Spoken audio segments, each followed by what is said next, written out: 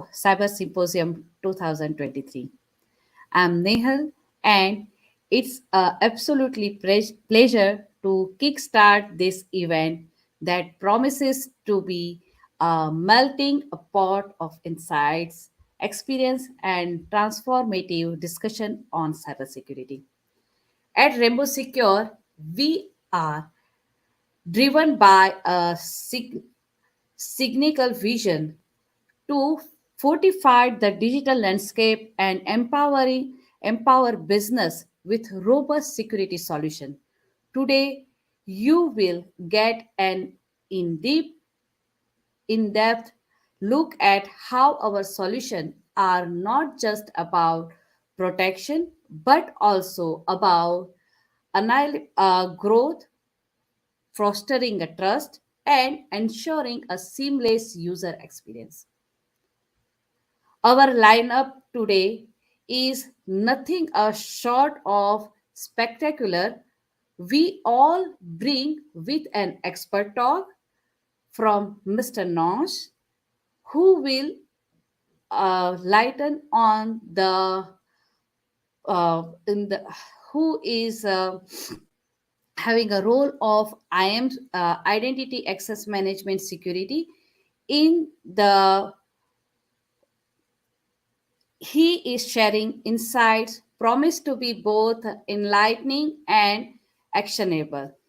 Following that, we will dive into a real world success story with Fadja, listen to our customer journey, their challenges, and how our solution have impact their operation is always highlighted a highlight for me. But that's not all. We all then transition into a partner success native with a Chetan from Cloud9 Infosys system. Partnership are the backbone of our industry, and this segment promised to showcase the synergies between Rainbow Secure and Cloud9 Infosys. So, before we deep dive into our first segment, I would like to bring someone special to the stage, someone who has been instrumental in the shaping the native of today's symposium. Please join me in welcoming Dr. Sashi to the stage. I will request Dr. Sashi to introduce our first guest.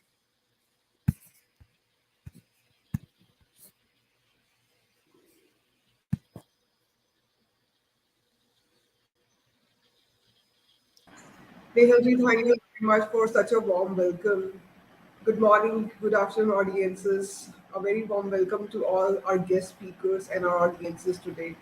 I have this privilege of introducing our esteemed guest of speakers today. First, we have our talented Nosh Marnakas.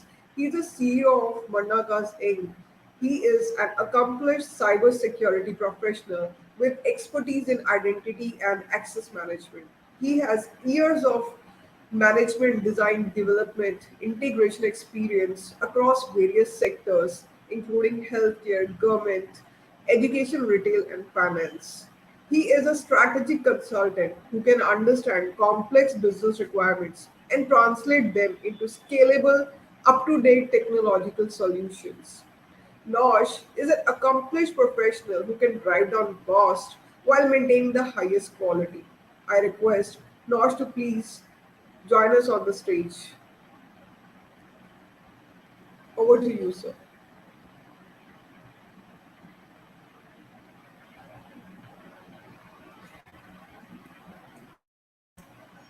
A very warm welcome. I'm sorry, I think my video, my audio are turned off. Good I morning, would, good afternoon, everybody. Thank you, Shashi. I appreciate the invite. Thank you for providing this platform for I would everybody. also, yeah, Nosh. I would also like to take this opportunity of introducing our panelist, Mr. I'm Dhaval sorry. Shah. Yeah. So, sir will be So she already told you who I am, I want to tell you a little bit about what identity and access management is. And it's a debatable terminology. It's many things. It's not one thing, and it depends who you're talking to. Sometimes it refers to a user management, access management, privilege management, password storing, password vaulting, multi-factor authentication, single sign-on, and so forth. I think it's all of them to combine. They are all part of identity management. It's not any one of those in singular. It's all of them combined, and there's some more. Why identity is important? Well, we think about intruders, and unless you know who your people are, you can never keep the intruders out. So, as the old saying goes, know thyself and know thy enemy. So that's a simple concept of why we need identity. For example, we think about the driver's license. Everybody over the age of 16 or 18, depends on the country, can obtain a driver's license. Why is that? So to protect you from hurting yourself, so you don't drive a car without being proficient in it. And then as you, so for example, that's a simple driver. It also has a class. Mine says class D, which means I can only drive a car that's a passenger car and nothing else. And then if I want to drive a hazmat truck, I need a different license. So as your responsibility increases, the scrutiny increases. It doesn't mean that we don't like these people and we are being mad or mean. It just means that their level of responsibility dictates that we need to scrutinize a little more. And then, for example, we can go to a person who drives the money truck that brings money to the banks. Besides that, they are armored trucks and then so on and so forth, but they have special IDs because their level of responsibility has increased. So why is the identity management and security in general, why is it important for the burgeoning industries? You can think of any industry today that is a multi-billion-dollar or close to. None of them started being a multi-billion-dollar company. They all started somewhere, as they say, somebody's basement or in a small office, or they started small. And the dream of every startup is to be big, to grow. This is my presentation. It's right behind me. And I call this the 6-year-old mentality. So what is this? Well, during COVID, I have 2 boys. They're 6 years old now. They're twins, upcoming painters. And I gave them a little space here in my office because I did not want them to be in the rest of the house by themselves. We couldn't go anywhere. I had to work. They had to play. So I set them up here. I got them a desk, and they started painting and what have you. So what they did is they started putting them all over the house. I said, no, we cannot do that. So I dedicated this wall right here for their paintings.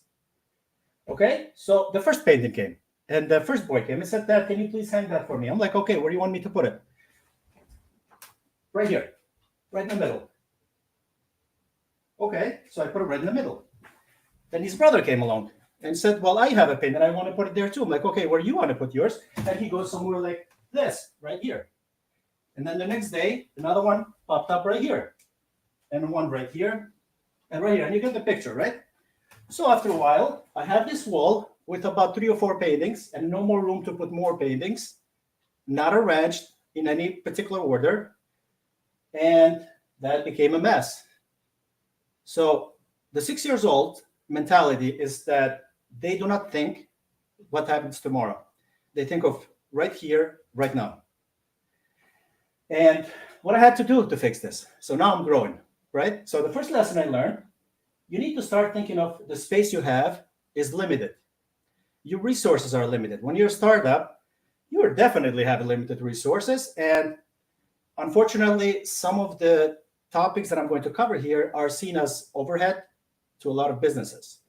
For example, security is not one of the things that people think as hard as they should, and the identity management being one of the pillars of security. So you need to think that you have limited resources. So how you want to utilize those resources at the best possible way. So then what I had to do to fix this, I had to take it all apart and start in some kind of order. So now on the left is twin number 1, at the right is twin number 2. But also, I don't allow them anymore to just put them all over the place. They have to sort them. There's also an order of size, shape, and how they position. So now with the same exact space, I'm able to put a lot more paintings, and it looks better, and it's sorted, and it's got some kind of order in place. So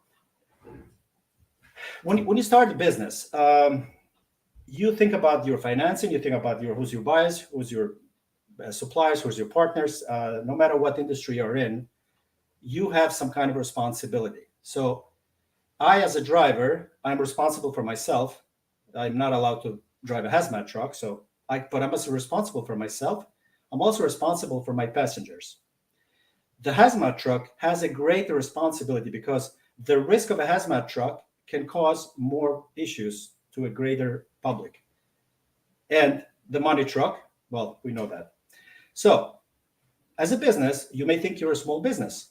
And, well, I don't need security. If my email goes down, who cares? I'll live without. If my OneDrive is hacked, well, I don't have much that I cannot replace. Maybe I have a backup somewhere. But you also have to think that you are responsible for the data that you store. For example, if you are a small law office, law offices in general, they're all small in terms of number of people that work there. You have gold, and the gold is in the shape of people's information, social security, privacy data, all of which, if it gets in the bad hands, you will be in trouble. You'll have to face multi-million-dollar lawsuits, and you'll go bankrupt. Same goes for the doctor's office, dentist's office, and all these small industries that start small, or they start small and they always stay small, but still, that is how you need to think. So don't just think about your email, but think what's in that email. I have a laptop, Lenovo. I don't know what model is. ThinkPad something. Cost about $1,500, $2,000, and I carried that back, and I never let it out of my hand. And people's like, but nobody's taking your head. Like, I'm not worried about my laptop. I'm worried what's in it, and that's the irreplaceable stuff. So that brings me to my next point. Remove the 6-year-old mentality. Think about the future. Don't think about today. So that's really the gist of this. The next thing I wanted to talk about is a few words about our host and our partner, Rainbow Secure. First of all, thank you for putting up this symposium that it's hopefully beneficial to a lot of people and sharing the ideas. I know they provide a lot of products and services. I'm proud to be affiliated with them. And one of the topics that I wanted to briefly talk about is their multi-factor authentication.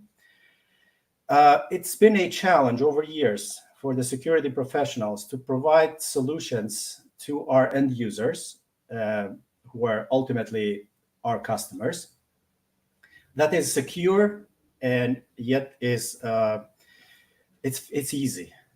It's always been a challenge. Usually those two things don't go together. So what we've done over years, we told them, well, here's a password, simple password. That didn't work out. It wasn't secure. So then we told them to make it a complex password. Well, that wasn't convenient. So we went from convenient, not secure, to secure, not convenient. That didn't work out very well. And that also became a problem. So we introduced multi-factor authentication. So, well, now it's on top of you having a password, you also need to carry this thing with you, or something that is around your wrist, or maybe your belt or necklace or what have you. That's what we call this the second factor authentication, which was something you know, the password, and something you have, the phone, the belt, wrist, etc. What the Rainbow Secure has done has combined those two concepts, the convenience and security, in one place. Amazing. That's a great concept, right? So how they've done that is, well, you don't need to have this, right? So they've broken the boundaries of the traditional multi-factor authentication from being something you know and something you have into two somethings you know, which nobody else can guess. I mean, yes, there's tools that can break the password. This is the second factor. So how they've done this is they introduced the something as a second factor authenticator. So you don't need to carry anything with you. You can be anywhere in the world. You want to log into your email, you put your password, and then they prompt you for something else, which is, I mean, they can talk about it more in details themselves, but from what I've seen, the reason why I like it is because I don't have to carry anything, and I can be without any machines whatsoever. I can go to internet cafe for that matter. So the second factor is really something it's a preference. It could be, and I don't want you to think like the security questions traditionally used in self-service password resets, but I want you to think of something you like. I don't know, green. I like fonts to be always italic. So you can use that concept into your second factor authentication, and that's what they've done beautifully. And that's why I'm very happy with this product, and I think it's a breakthrough. It's a revolutionary. Um, and that concludes my presentation, and I'm going to open the stage for any questions. Not sure. Sorry, we're taking questions, but if that is possible, I'll be happy to. Yeah, thank you, Nos, for your wonderful presentation, especially the analogy that you gave in a simple terms to understand. It was amazing because it's easy to talk technical things, but when you have to talk and when you have to deliver the thoughts in language and that everybody can understand, that's a tough and challenging task, and you really excelled at it. Thank you. Yeah.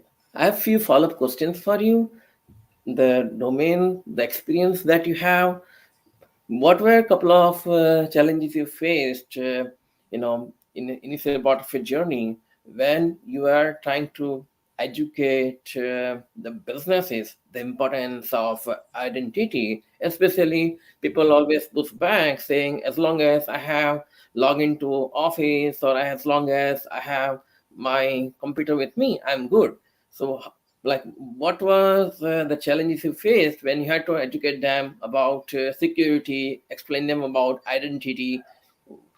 Can you give some couple of examples? Sure. So a lot of my cases have to do with the customers that are now big, but they used to be small. Like I said, nobody started with a multi-million-dollar budget in their bank. So they started small. They started with a 6-year-old mentality without thinking about tomorrow. And growth happens sometimes very fast. And a lot of times it happens through mergers and acquisitions. I've had tons of experience with those as well.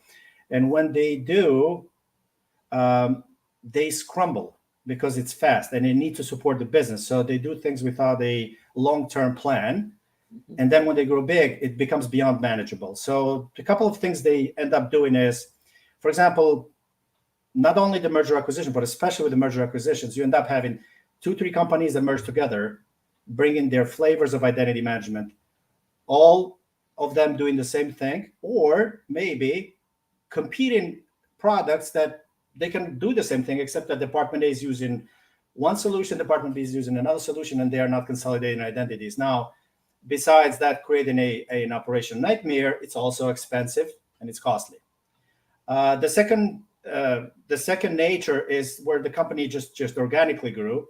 You can think of like a Facebook. They're just overnight they became popular and everybody wanted a piece of it, and the servers couldn't handle it, and so forth. So when they get to that point of growth, then they get this picture that I showed you in the back, that you are presented with two solutions, really. You bring something and install it fresh, and you try to build the identity from scratch while maintaining your operational identity.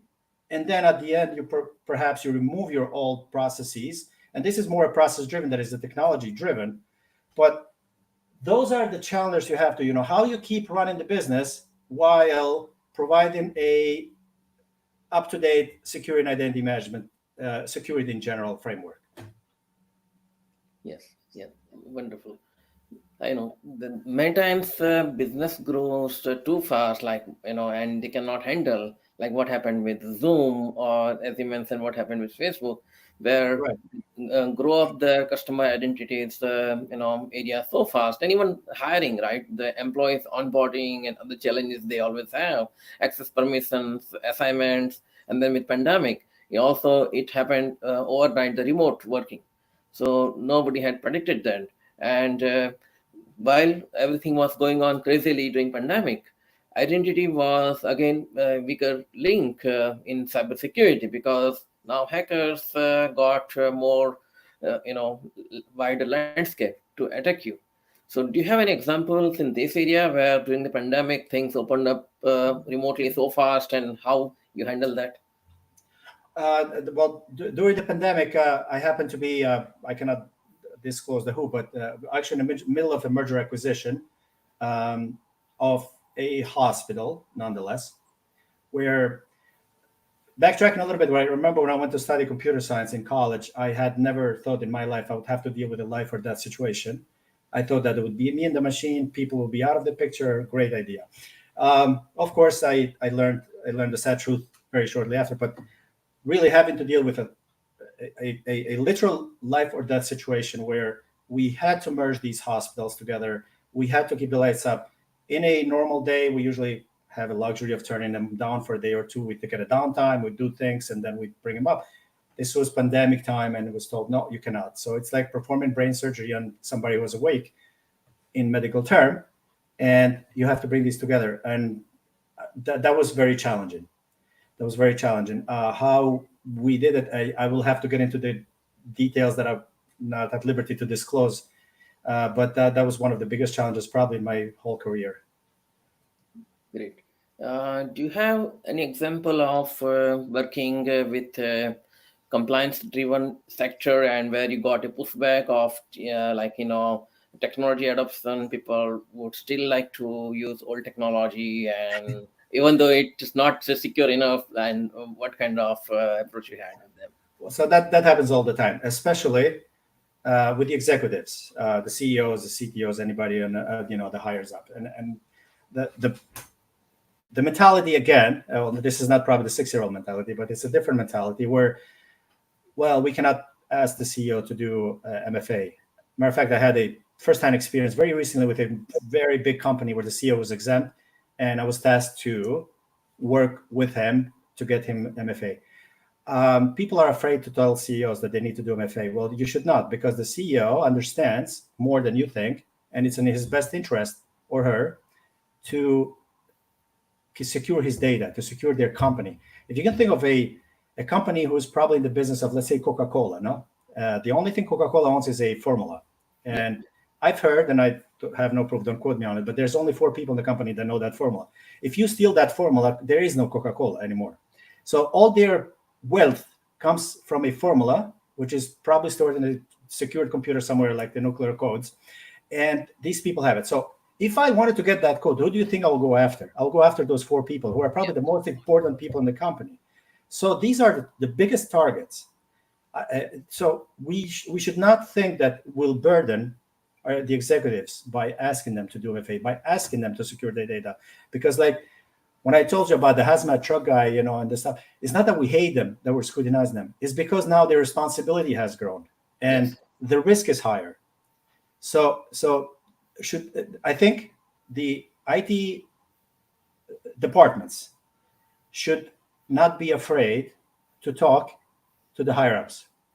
And this is how you remove that burden, because they have hired you to tell them what's best for them. And they are never annoyed by you asking them to do what's right for the company, for the bottom line. Yeah, that's right. Now, coming back to, nowadays people are worried about the cyber insurance, because that's now become a key component of cyber risk management.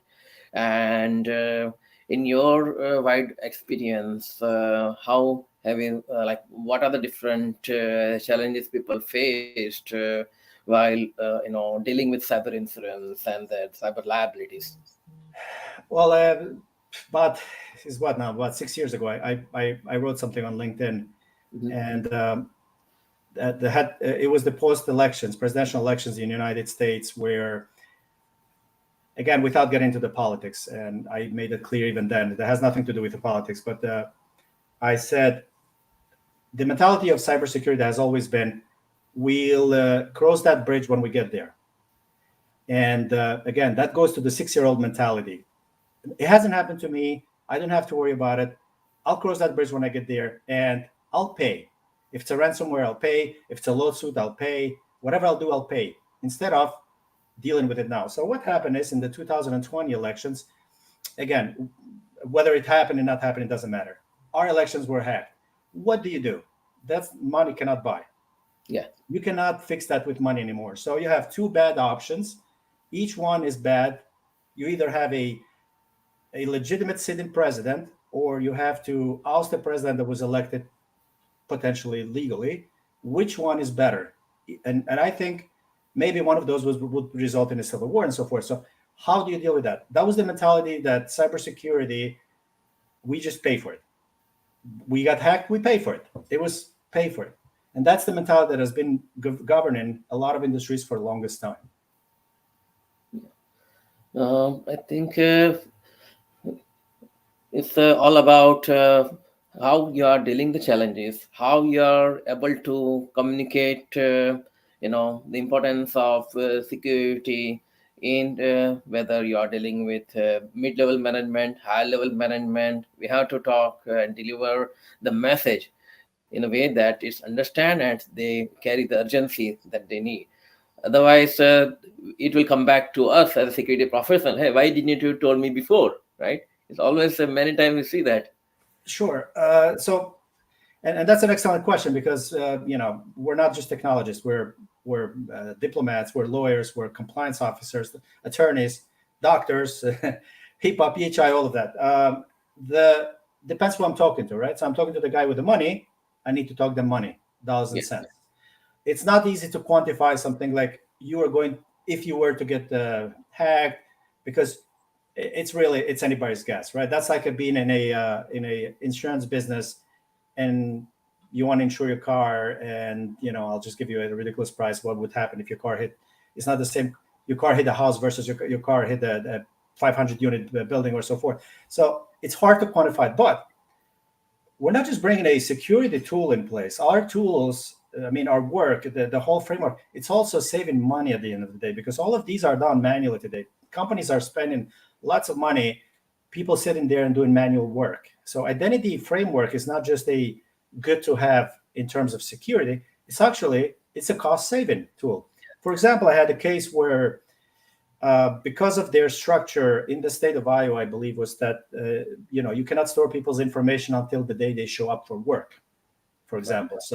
So we know what they do. You need to build somebody's machine. You create an account and do all that stuff. You cannot just do it at between 8 o'clock and 9 o'clock when the person shows up. So what happens is a couple of days, person comes, doesn't do any work, and he gets paid, and the company loses money. Same thing when they leave, and so all these things can be streamlined and automated, and they are cost saving. So it's not just, okay, we're going to build a fence, it's going to protect you from the outsiders. No, it's also very cost saving. It's automation saves money.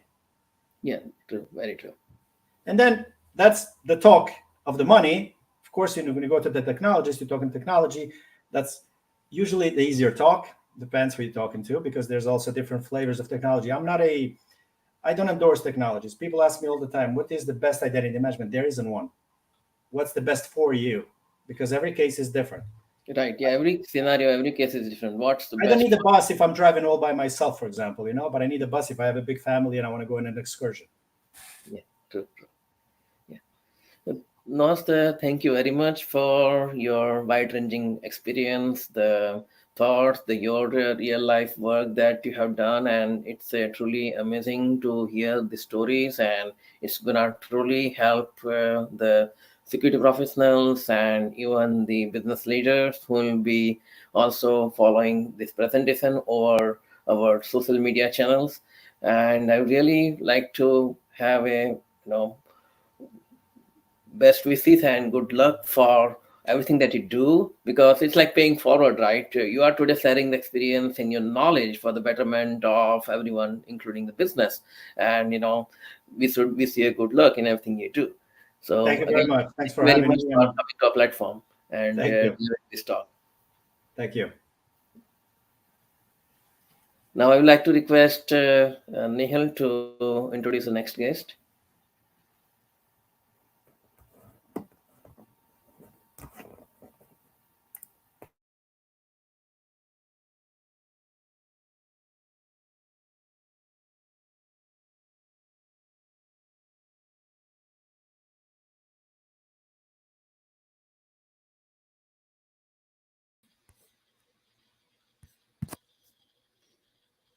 Thank you, Nosh, for that enlightened discussion on identity management security. Your insight have undoubtedly lightened its pivotal roles in the growth of business today. We are truly honored to have you and share that you are sharing your experience. That is we are very thankful for that. As we continue our journey uh, through today's symposium, we now shifted our focus from the broader landscape of cybersecurity to a more personal narrative. It's always inspired to hear first-hand account of how business native the complex world of digital security. And our next speaker promised to deliver just that. Ladies and gentlemen, please welcome our next guest. I will request Dr. Shashi to introduce our next guest.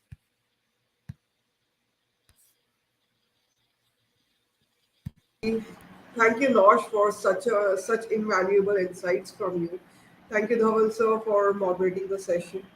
Now, I would like to take this opportunity of introducing our next guest speaker, Fredja.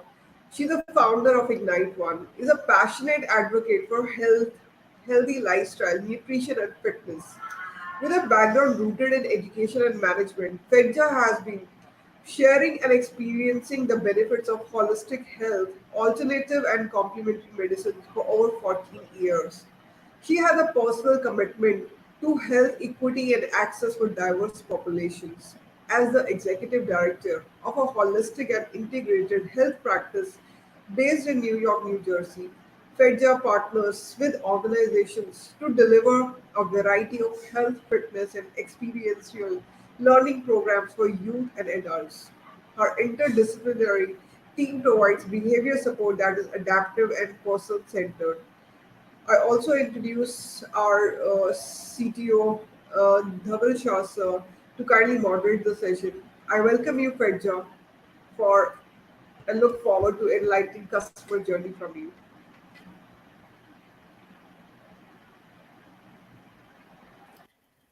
Thank you so much, Sashi. Thank you for that warm introduction. I'm very happy to be here with you guys this morning and to share a little bit about my story and my journey as an entrepreneur and CEO of Ignite One, a holistic health practice. So for me, a healthy lifestyle and well-being is a passion. Helping other people optimize their health and well-being is something that drives me every day. Health was prioritized in my family and in my household growing up, and even in spite of that, I still had my own challenges with health, like everybody else, right? It's something that we all have to face at some point, right? Sickness and health is a natural part of life. So what I'm here to talk to you guys a little bit about is creating a context for holistic health, for the different dimensions of health. Oftentimes we think of health simply as physical health, right? And so we want people to broaden their scope to see health on not only a physical level, but also mental, emotional, spiritual, financial, all those different aspects that contribute to your overall well-being. And so we promote that health is both mental and physical, and to really look at those different aspects. We primarily work with employer groups and organizations that have a constituency base or beneficiaries that are looking to increase their performance, increase their health outcomes, and the overall culture of their organization. So they call on us to provide innovative approaches to helping individuals and groups maximize their performance levels through nutrition, through fitness, mind body practices, and our wellness workshops.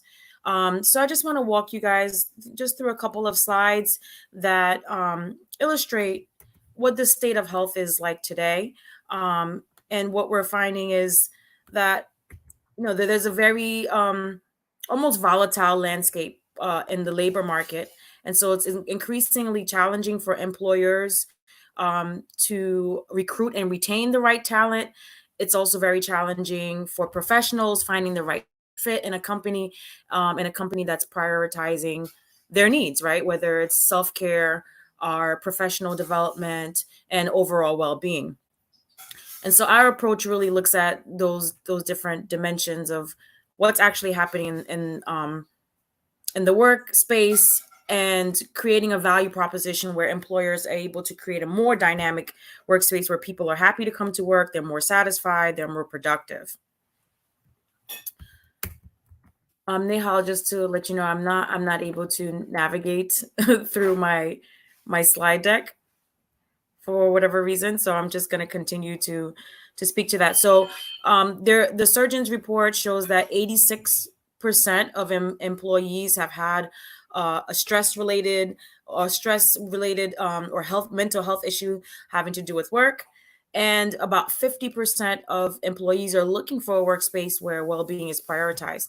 And so we are providing a platform that not only looks at the diverse needs of employees, so we're looking at DEI from that lens, but also the social determinants of health, right? Because the different demographics, different urban population, for example, the BIPOC populations, we have so many diverse needs in the workspace. So we want to be able to have an approach that people feel they're being heard, their needs are being prioritized. And so having this scalable platform allows us to target those specific needs through the services that I mentioned earlier to help people really feel engaged at work. And so we find that, traditionally a lot of employers or even carriers will provide incentives for biometric screening or health screening, for example. And the results are relatively low, right? Because at this point in time, at post-COVID, with a high percentage of the workforce now working remotely and often isolated, the need for social engagement is so much more pressing at this point. And so we find that being able to drive social engagement is really key to the success of existing health programs and new health programs that are being launched in order to retain employees. One interesting slide, which I will eventually share the slide deck, shows the workshops that we have set up as well. And so we create incentives and rewards for our employees, so they are able to throw, for example, oxygen parties, which is really a fun and engaging experience. Our oxygen products are known for their benefits of stress relief, relaxation, energy, and also like mental clarity. So people really enjoy being able to have access to that product. It's a great way to engage employees socially and really emphasize the well-being aspect that we promote. Along with the oxygen bar, we offer a recovery room, which is a space that is created directly on site where people are able to enjoy a live organic juice bar. They're able to enjoy a chair massage and other customized wellness modalities that we bring directly on site for our clients. So I'm very excited with the trajectory that we've seen in the past 18 months, right? Really having people coming back to the work site or finding strategies to create opportunities for those working remotely to engage with their fellow employees and create that cohesion in the workspace. So we're working directly with employer groups, brokers, as well as insurance companies to look at those different preventative care strategies, the different retention strategies for HR directors, and then overall just looking at those unique ways to engage people, keep them happy in the workspace and productive.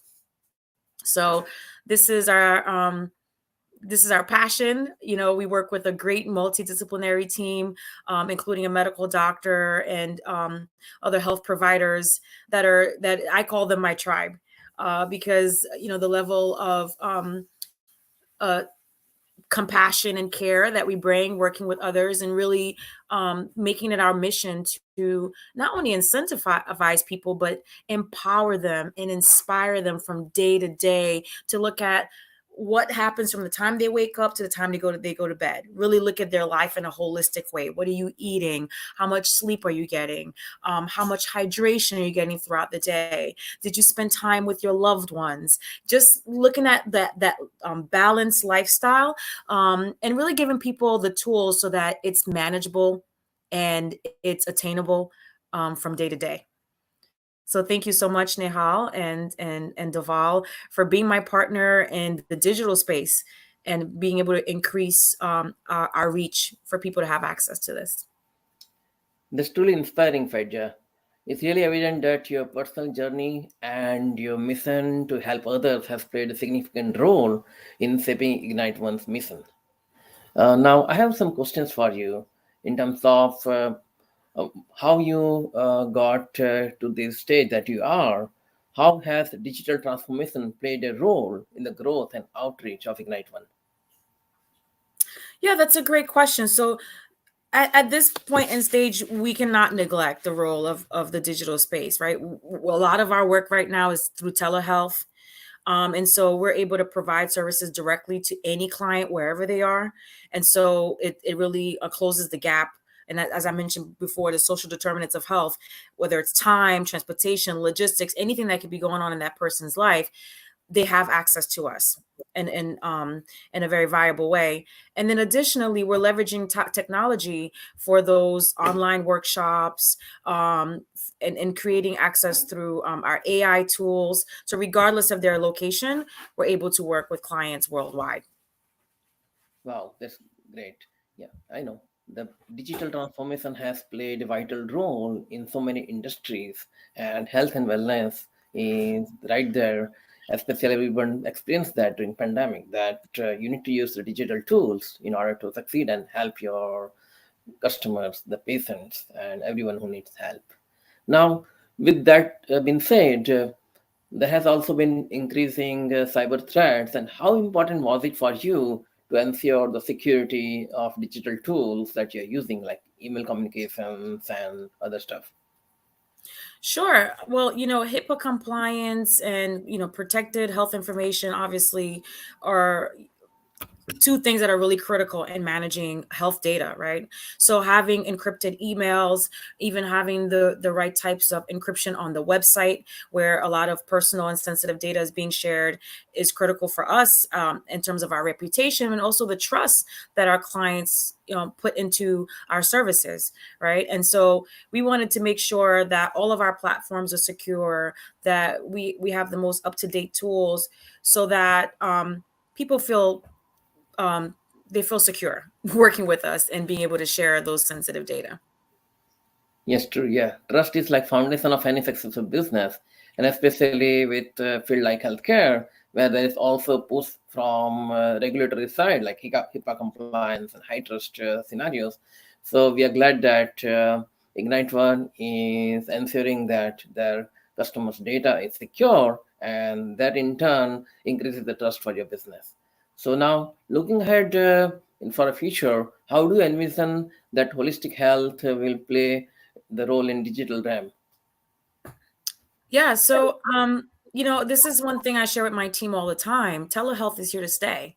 And as much as we love being in person and being able to engage, which I think is critical, um, bridging the gap is also creating more accessibility, right? And being effective. And we find that being able to work with people online, we're getting the same results.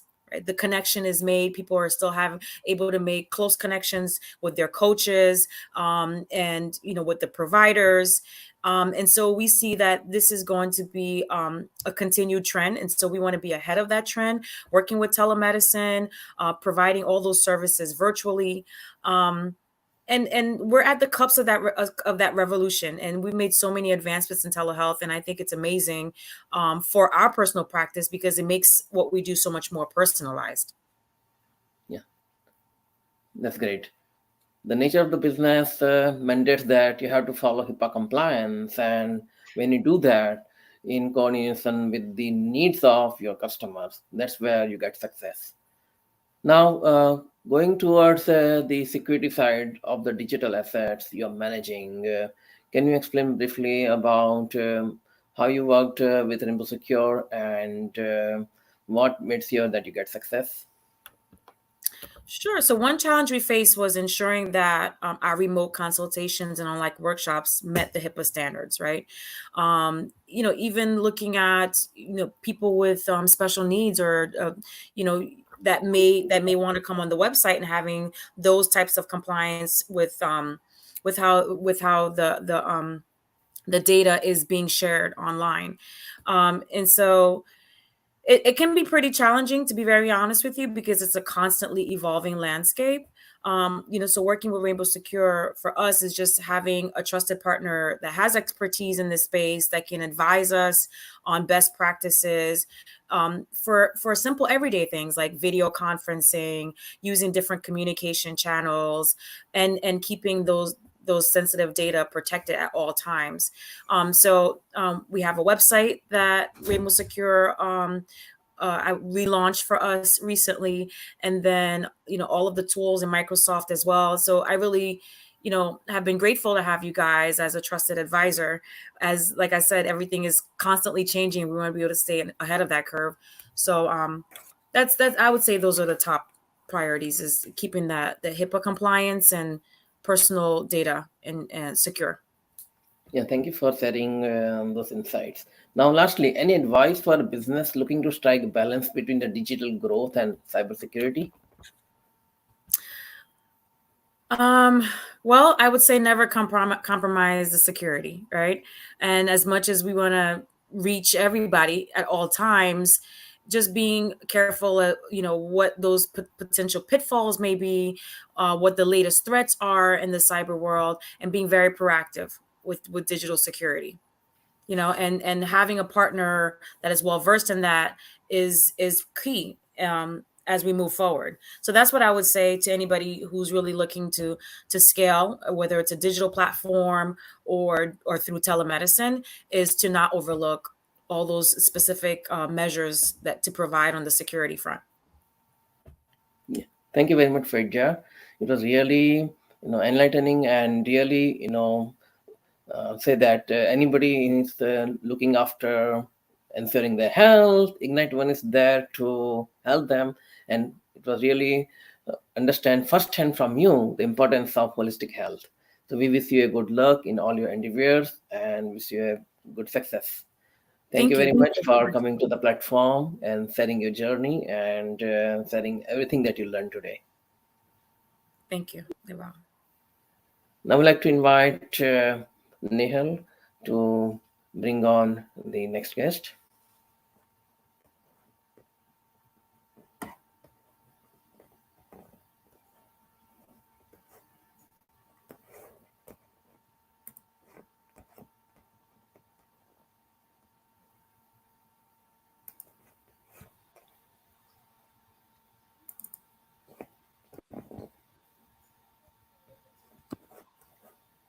Thank you, Feja, for sharing your incredible journey with us. Your story is tes- testament to the importance of a cybersecurity in the today's digital age and how Rebu Secure solution can truly make a difference in the business landscape. We are truly inspired by your experience and transformative impact of our collaboration. As we progress through today's symposium, we are now turn on attention to another a special guest, the power of partnership, collaborative efforts in the cybersecurity teams, and amplify the impact and research of solution, ensuring a safe digital environment for all. Dr. Shashi, please introduce our next guest, Chetan from Cloud9 Infosystems. Welcome, Chetan. Hi, Nehalji. Thank you. Thank you, Nehalji. Uh, A very warm welcome to our guest Chetan Malviya. He is a CEO of Cloud9 Infosystems Inc. He's a Microsoft Gold certified cloud partner and he specializes in building cloud computing products and providing services that leverage and integrate different cloud platforms.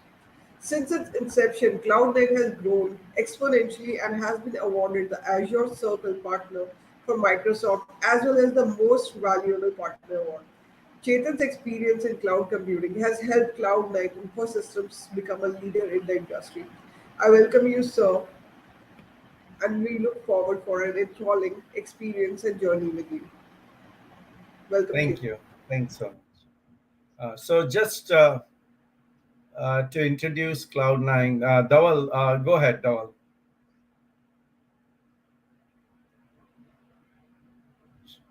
Sure, Chetan. So here we welcome you today at Remote Secure Cyber Symposium, and we really want to hear from you firsthand your journey and the contribution of Cloud9 to the digital ecosystem. Sure. So Cloud9 is a born in the cloud partner now, almost 13 years in business. We started out in 2010. I used to work at Microsoft in my past life uh, and started Cloud9 with a single mission of making our customers cloud ready and how to build, migrate, manage, optimize, and most importantly, secure their systems in the cloud.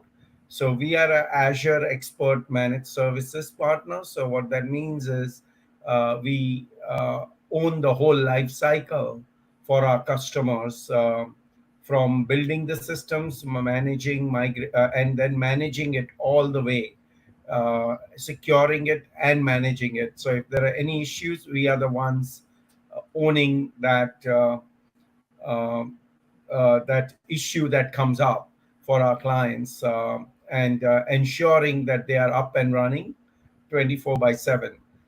So because when we go to these hyperscalers like Microsoft, Google, Amazon, they are all hyperscale cloud providers, and they are very much focused on their own platform. But when we do host your applications or emails in their cloud, when something goes wrong, it is that, like, they don't know exactly what's going on in your particular subscription. So that's where Cloud9 as an Azure expert MSP helps out. We are also a first tier direct reseller for Microsoft products and services, cloud services as well, and also a top tier services provider. We are a solution partner in multiple areas like data and AI, cloud security, etc., to help clients in their digital journey and help them with their digital transformation. As I mentioned earlier, prior to Cloud9, I personally used to work for Microsoft for over 11 years as a general manager for the Dynamics ERP and CRM business, and also ran our services business, Microsoft Consulting Services, MCS, for all of Central Region. So very deep into helping clients with their digital journey. At that time, it was .NET, and then as a general manager of running a $500 million business for Dynamics, also taking advantage of the Microsoft stack to help our customers. So, kind of to give you an idea, that's what we have been deep into. Prior to that, I was with United Airlines. But as Cloud9 as a organization, we are now over 100 people globally. We have offices in India and US in Chicago, and we are a one-stop shop for our customers in their digital and cloud journey. Uh, so that's kind of, and right now we are doing quite a few projects implementing AI as well, and bringing the generative AI, large language models for our customers in the data sets and doing quite a few pilots and POCs along those lines. Yeah, that's very inspiring journey, Chetan. It's evident Thank that you. Cloud9 Infosystems is deeply committed to driving innovation and helping businesses navigate the cloud and digital landscape overall. Now, I Thank have you. a couple of questions for you.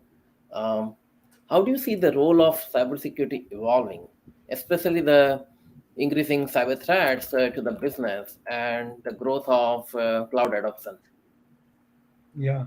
So that's a very good question, actually. If I go back to our own journey over the last 13 years, right? When we started out and we would go and sell in 2011, 2012, Azure or AWS at the time.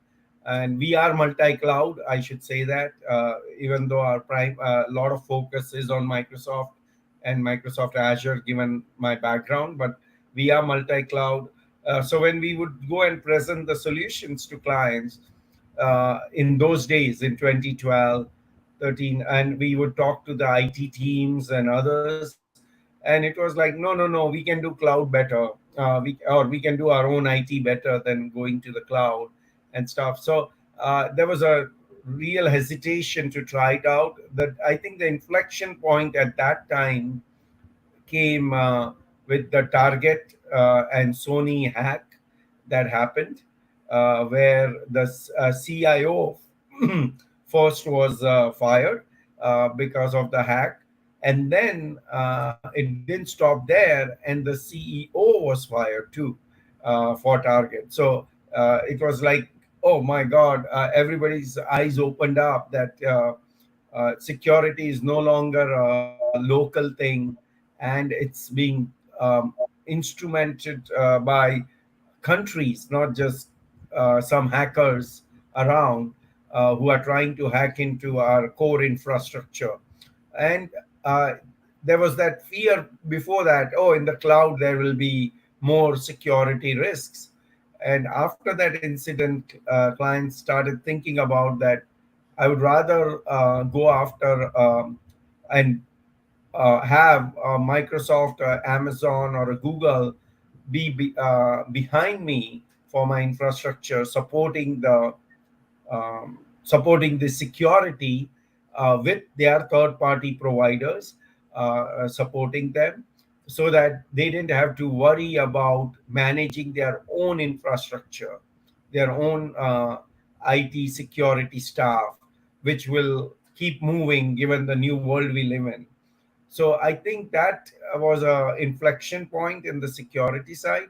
So third party providers like yourself and the security infrastructure and framework from companies like hyperscalers like Microsoft really took off. A case in point like would be I would use is like recent last year, not recent, but last year, when Amazon Jeff Bezos decided to step down from the CEO role. The person he nominated to take his role was Andy Jassy, who was the CEO of AWS. So he picked him up and put him in his role as a CEO of Amazon, AWS, all up.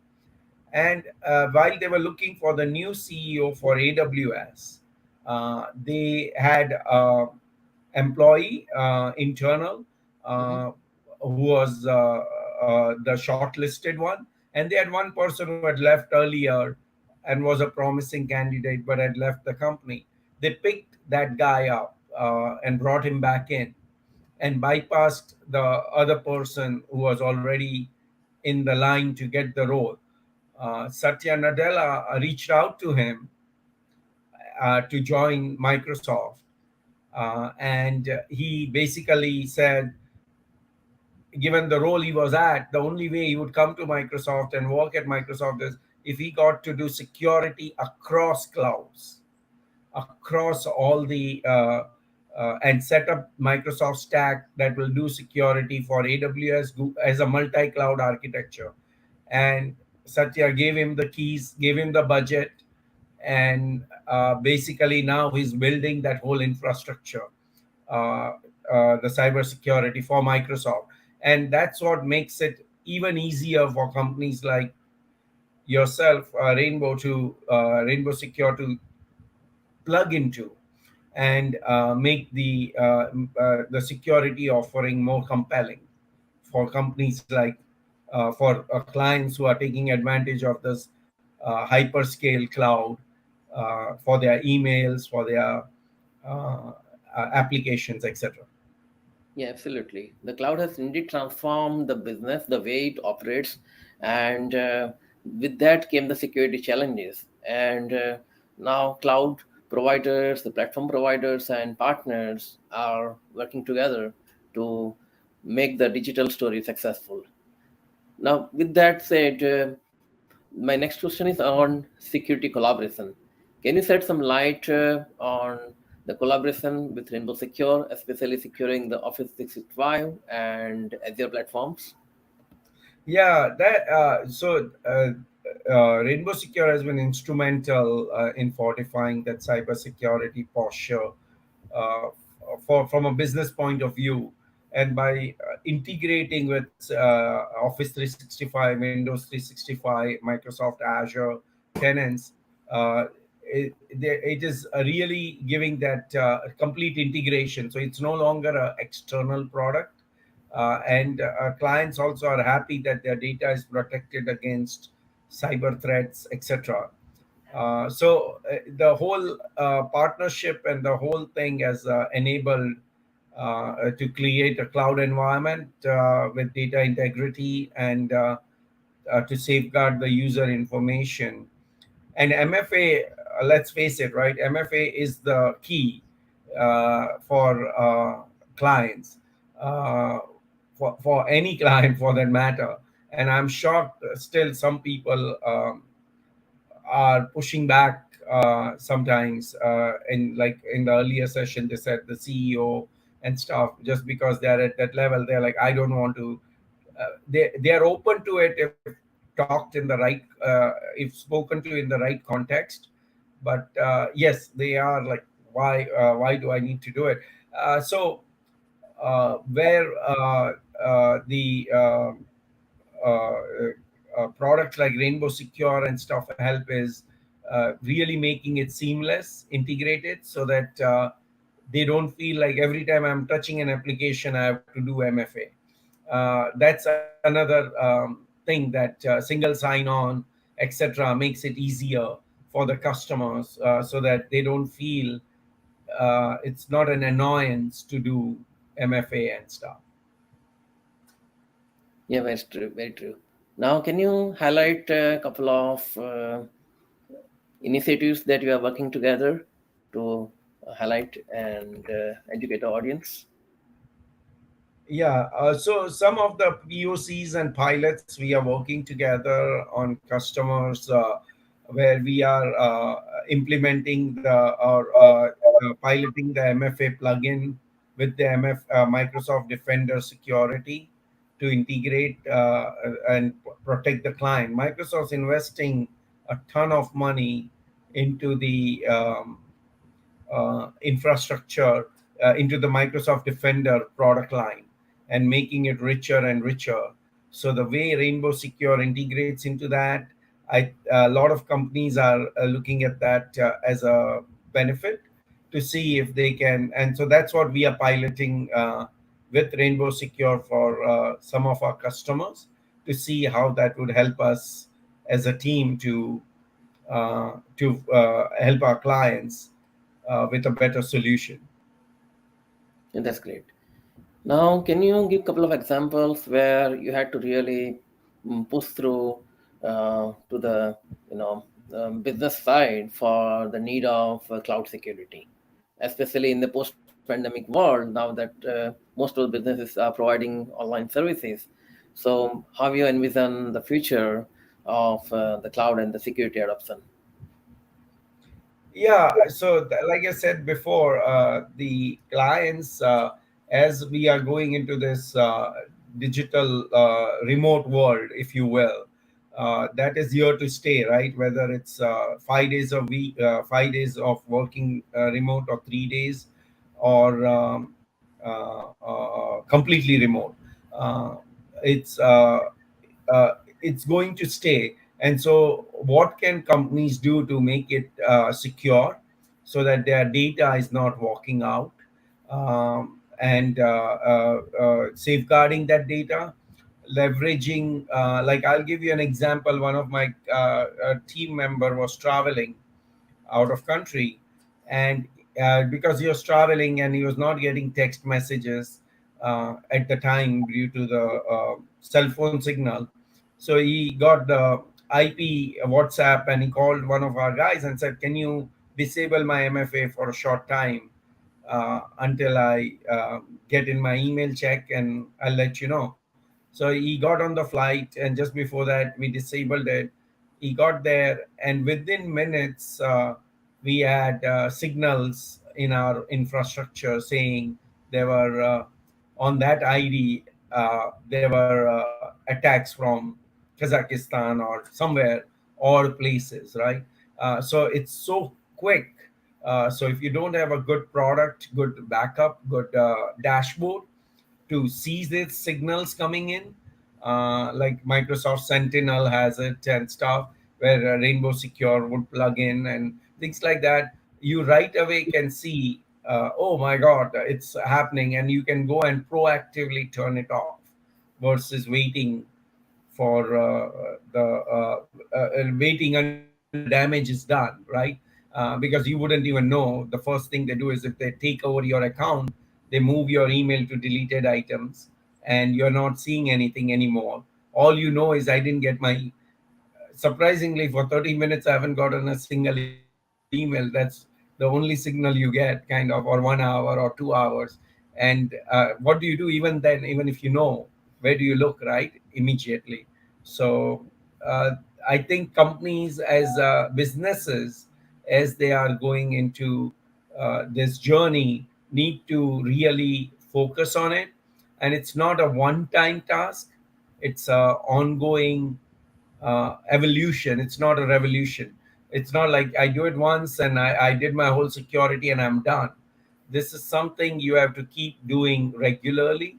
And which is where what we do is, as an organization, we have security scores in Office 365, in Azure, etc. So we go and check that regularly to tell our clients, you know what, your security score is 60, it should be 90 plus, and these are the ways in which we can get you there. So that's a ongoing investment, an ongoing effort that has to be put in deliberately by our customers, by our businesses. And that's true. That's true. Now, can you share some examples where someone came to you actually to just provide them, deliver them the Office 365, and then you help them out with much comprehensive solution for the business, and something that you are proud of? Yeah, so that's a good question. And I think we have been in the cloud journey since 2010, as I mentioned earlier, when Office 360 was still in evolution, but coming together. It was called VPOS before that, was just Exchange actually. And McDonald's, I still remember, was the first one to try it out, Exchange Online.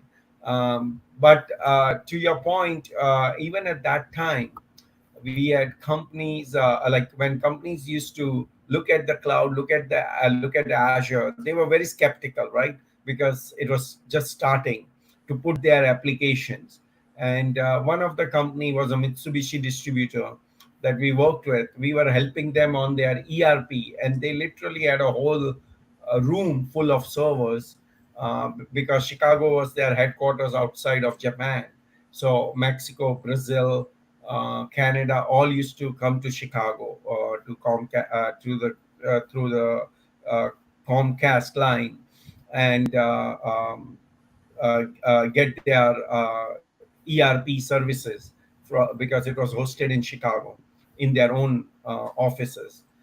So when we got engaged, and we were helping them on that ERP support, and they brought up that they wanted to upgrade that, and we highlighted to them that you can move to the cloud. They were initially skeptical, right? This was in 2013.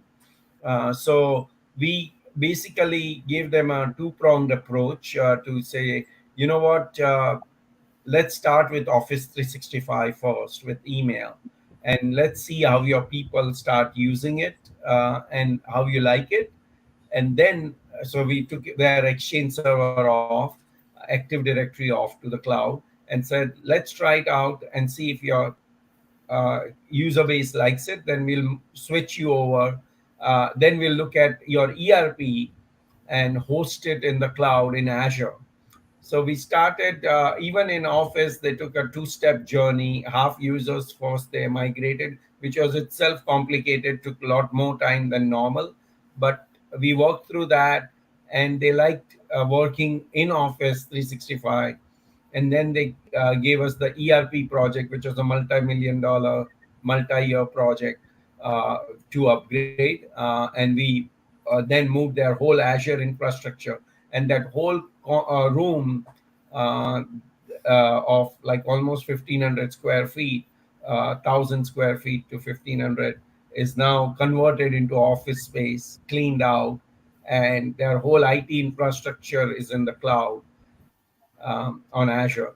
And the most happiest person is their IT guy, because normally we find IT guys pushing back because they don't want to give up their job with it going to the cloud. But in this case, he was looking ahead, and he was happy because every time he would go on vacation, there was some problem with his local IT infrastructure. So now he could be a lot more relaxed that Cloud9 was there managing the environment. So even if when they had issues, it was Cloud9 being called, not him. So that's one of the highlight of an engagement of a complete digital transformation that we did for them.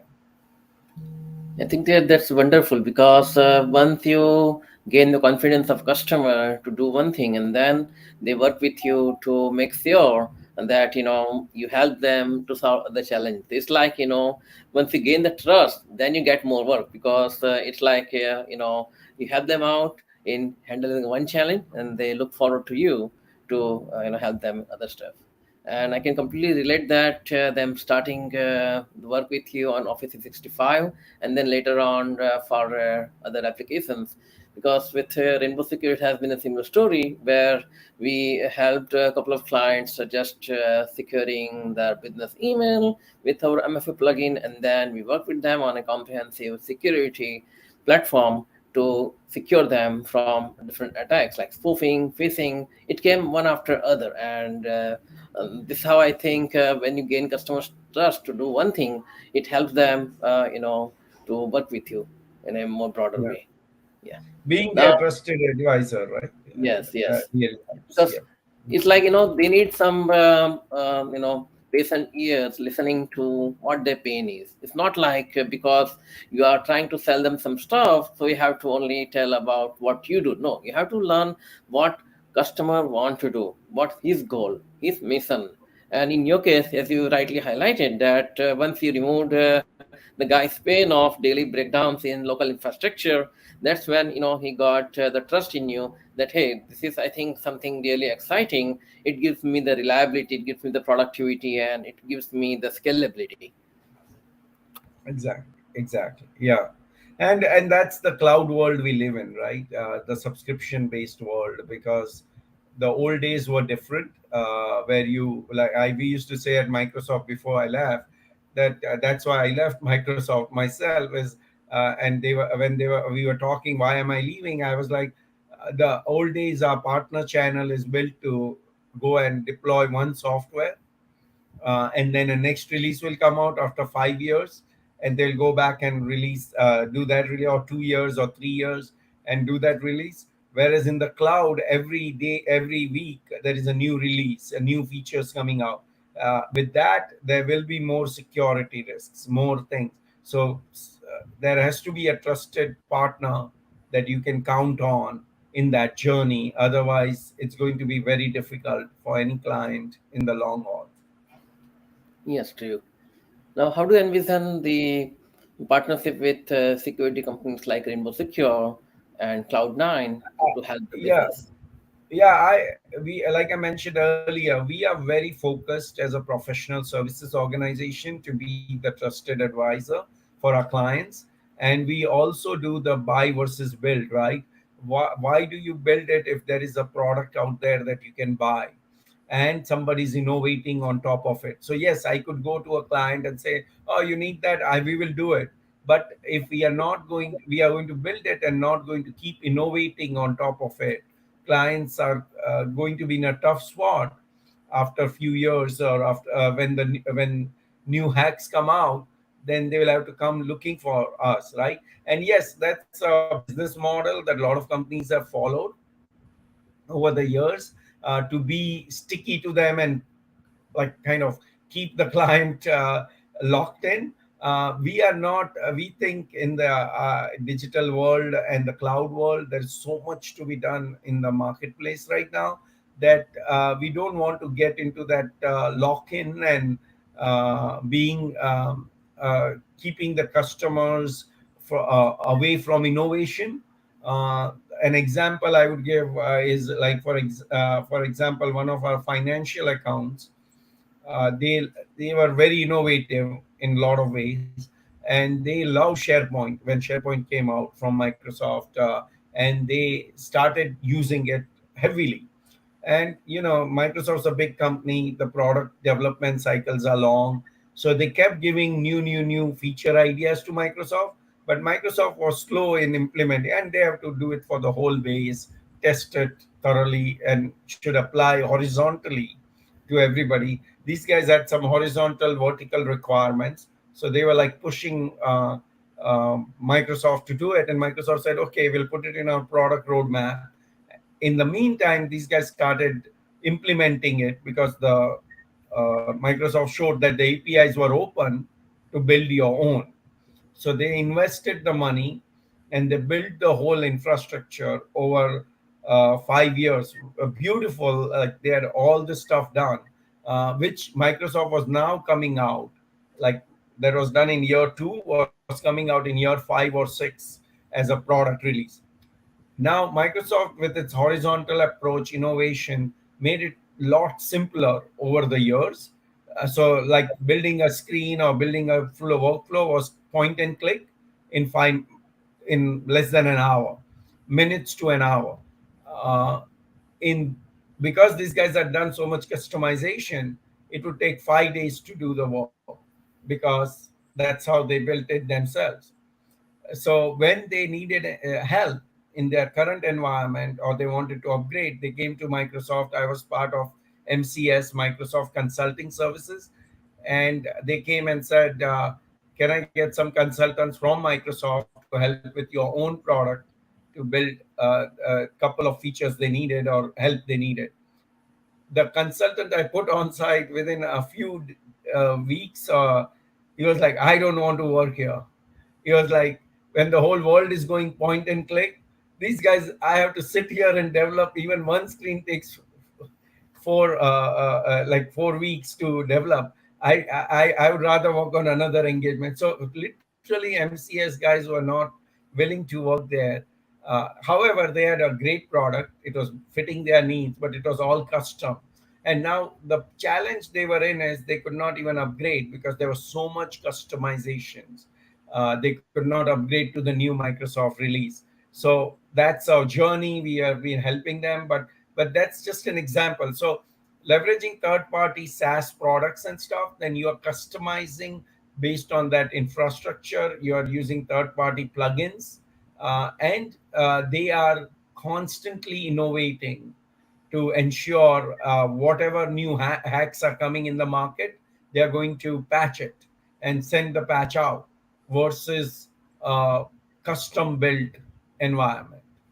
So that's what I would say is the benefit, and where we see third party products like yourself and that's why there is a huge marketplace within Azure, within AWS, for products, because when you need certain products in different niches, you can definitely jump in and get those products from them.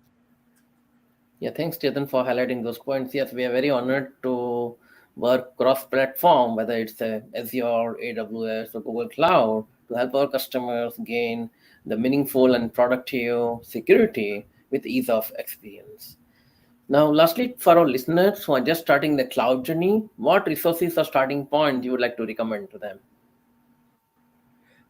I think uh, doing an assessment, understanding where you are at versus just jumping in and starting. We have a very methodical approach, IP we have built over the years, so we call, that we leverage, and we have a like a crawl, walk, run approach. So you identify, you assess your current environment, you look at it from what needs new build out, what needs new migrate, what you need to migrate, what how will you, once you're migrated, how will you secure. So just throwing things in the cloud, then you will have lot of other challenges, versus you now have a clean slate approach. You can take, set up the right infrastructure, right network security groups, security stuff in that environment. That will then make it super secure right from the get go, and make it easy to secure long term. So that's something we have seen clients who uh, have been very successful. That's why we call, even in the old days when cloud was still evolving, we used to call it cloud ready, because you want your environment, and then you take pieces and move it to the cloud as they come of age. So you're not throwing everything on site. Now, some CIOs may disagree with that because they have a 2 year horizon and they want to just move everything, show it as a checkbox, and which is fine. That can be done too. But what I would also encourage and challenge the audience to think about is cloud is like all about platform as a service. Currently, whatever has happened is like hosting. We've taken your most of the companies have taken, most of the CIOs have taken their on-prem infrastructure, data center infrastructure, and moved it to the cloud, which is great. But that is a server hardware you took from on-prem and moved it to the cloud. You had a cost of say $1 on-prem. You are at 80 cents, 90 cents. But guess what? Over time, it's going to catch up, and it's going to be almost the same. You might save some people cost, which will also normalize because Microsoft, AWS, other cloud providers will also raise that. But the true value of the cloud comes when you do platform as a service, which is your applications in the cloud, which are scaling dynamically, securely, and based on demand. So just putting virtual machines, you're still paying per hour cost, per minute cost. But when you put it as a application service and scaling up and down, or functions as a service, all that, that you're just or database as a service, that you get auto backups. Now you don't need a DBA. Those are the applications that are the true cloud applications, where the true value of the cloud will be seen. And you need a partner that understands that and walks you through that journey. The way I look at it is, frankly, it's like the uh, DOS and Windows. When we were in DOS world, we had a plain screen, black screen with text. Windows came up, and there are lots of applications built in DOS, right? Fox Pro and a lot of others. I forget the name, DBase. I will be dating myself now. But there were applications like that were on the command console. And people were those were written in DOS. Now Windows took off, and everybody wanted Windows, which had a mouse, which had all the cool stuff at the time. So they started using, what did a lot of companies do? They took the DOS window, Mhm. popped it up in a Windows window, and said, "We are Windows ready." But it did not use the mouse. It did not. It was not, because it was not Windows native. Right. And then they took couple of years to add little bit of mouse, little bit of that, pop-up screens, multitasking from single threading, and stuff like. So it was an evolution over time, and same thing is right now happening in the cloud. People have just taken their on-prem DOS kind of on-prem hosted application, moved it to the cloud. But the true value will come when these applications are made truly cloud native. So when we make the app dev side of it, the application side, and truly make it using Cosmos DB, using SQL DB as a service, using security as a service, the Microsoft Azure AD, Entra ID that it's called now, all that. When you start using those services, now we are getting out of that maintenance management of servers and using this infrastructure. That's what I think is the true value of the cloud, and we are just getting started in that journey. If you would have asked me when I left Microsoft in 2010, I would have said in 5 years we'll be doing all PaaS. But to tell you the truth, and people who have been, I don't know how many on the call would have experience with that, but when Microsoft started Azure, it was all PaaS, platform as a service. There was no infrastructure as a service for the Yeah. first 5 years. So their vision was infrastructure will be managed by AWS and Rackspace, their partners, who are giving them millions of dollars of Microsoft licenses sale. So they're like, okay, let them have it, let them host it. We are going to do PaaS services. Yes, But yes. when Amazon came so strong and started taking customers away, that's when Microsoft woke up and started the PaaS, the IaaS, when Satya came in and Scott Guthrie, and they built the whole IaaS infrastructure. But Microsoft, the good thing there is, and the point I wanted to make is, Azure is PaaS native because that's where it started. They went IaaS, but it has a lot of services. So customers who are embarking on that journey should be looking at PaaS, and those are different kind of partners than the normal IaaS partners, which are hosting partners, because they understand the application side of things much deeper than the infrastructure side of things. Yeah, that's great recommendations, Chetan, and great insights you said. Equipping oneself with the right knowledge and resource, especially understanding your cloud readiness, what you can get out of it, and your cyber readiness once you're online, how you can protect yourself. These are the great recommendations and steps the business should take. We would like to thank Chetan and Nos and Fedja today to come here and share your journey, and your contribution to the digital economy is great. And once again, I would like to thank Chetan and the Cloud9 Infosystem for being a Rainbow Secure partner. I would like to thank Nos for being a Rainbow Secure partner, and thank Fedja for trusting Rainbow Secure in their cloud journey.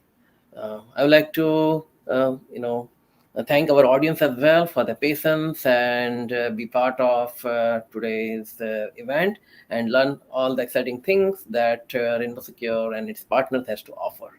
Thank you very much. Thank you.